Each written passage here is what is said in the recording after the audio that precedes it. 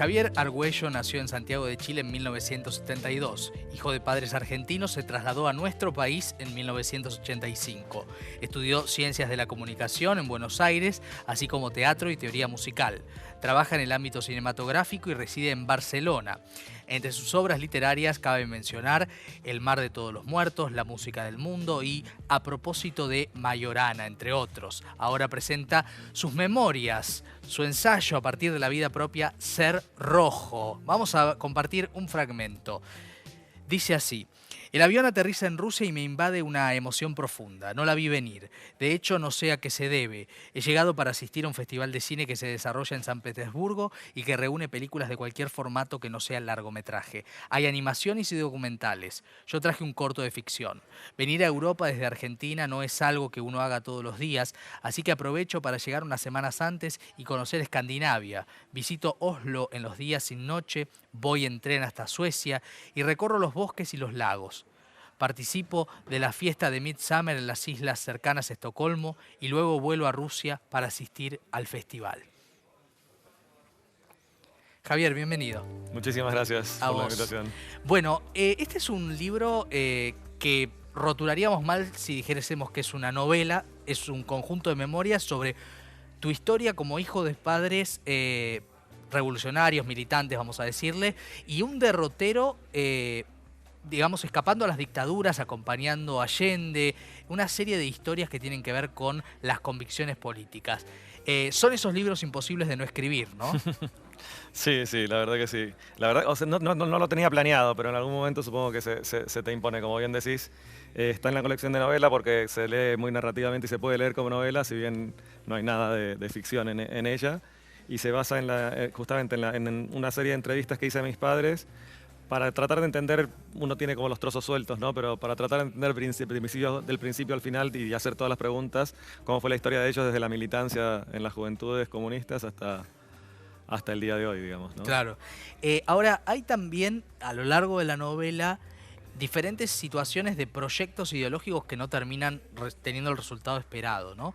También hay una reflexión sobre qué pasa con los que adhieren a los proyectos de cambiar el mundo y a esos proyectos de cambiar el mundo que ya hoy no abundan, por otra parte, ¿no? Sí, la idea era un poco, como te decía, el primer impulso fue armar la historia de ellos, pero inevitablemente a medida que se fue armando y a partir de todas las experiencias, ellos estuvieron en Berlín cuando se levantó el muro de Berlín, nosotros estuvimos juntos cuando cayó el muro, ellos viajaron por Europa del Este, yo también viajé por Europa del Este muchos años, y un poco juntando todos los ingredientes me di cuenta de que a partir de... Hay una máxima de guionistas que dice: si quieres contar la historia del correo, cuenta la historia de una carta. Sí, sí. Y es un poco esto, que ¿no? lo decís en el libro. Un poco me di cuenta que a partir de la historia de estas dos personas, que casualmente son mis padres, podía ir contando un poco la historia de los sueños, de las utopías de izquierdas de la segunda mitad del siglo XX.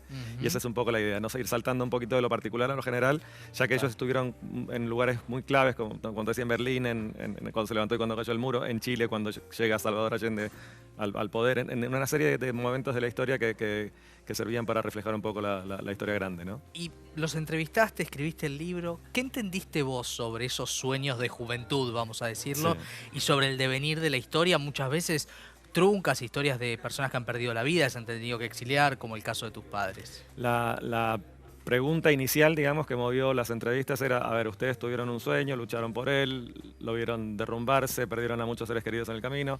¿Por qué no están resentidos, no están rencorosos, no?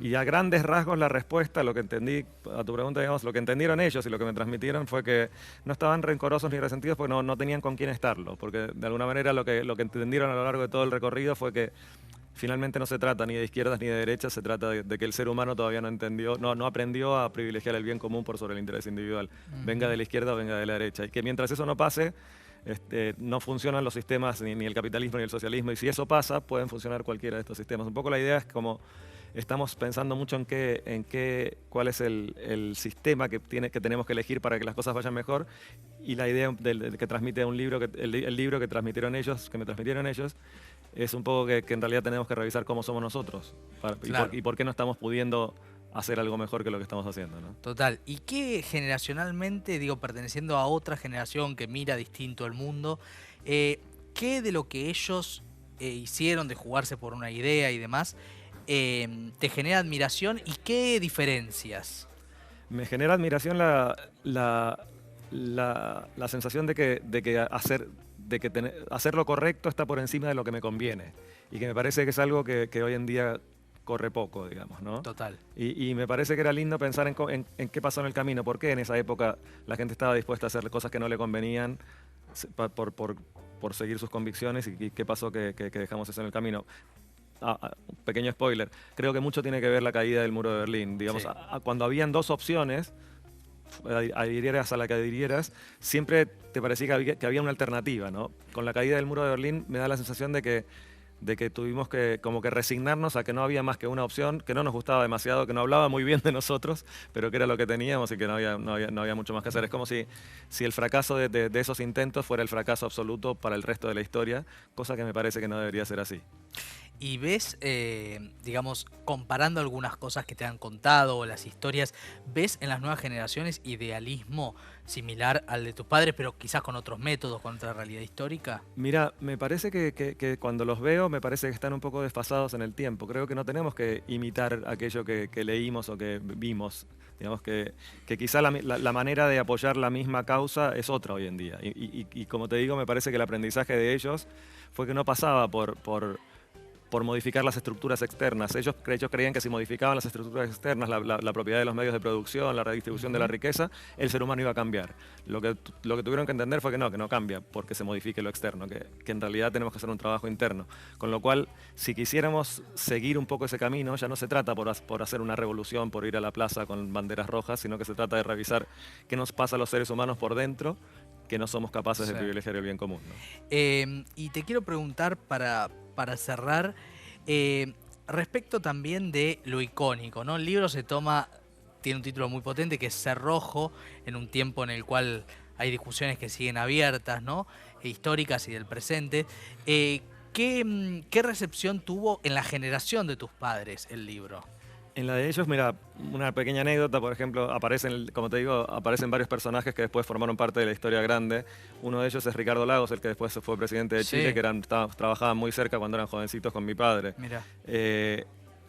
Yo tuve oportunidad de hacérselo llegar y me escribió muy generosa y cariñosamente y me dijo, si venís a Chile me gustaría que charláramos. Fui a Chile el año pasado y estuvimos charlando con Ricardo Lagos. Me dijo que él sentía que quedaba muy bien reflejado el momento histórico, cosa que a mí me llenó de orgullo, ¿no? Por supuesto. Qué bueno. Fue una linda experiencia.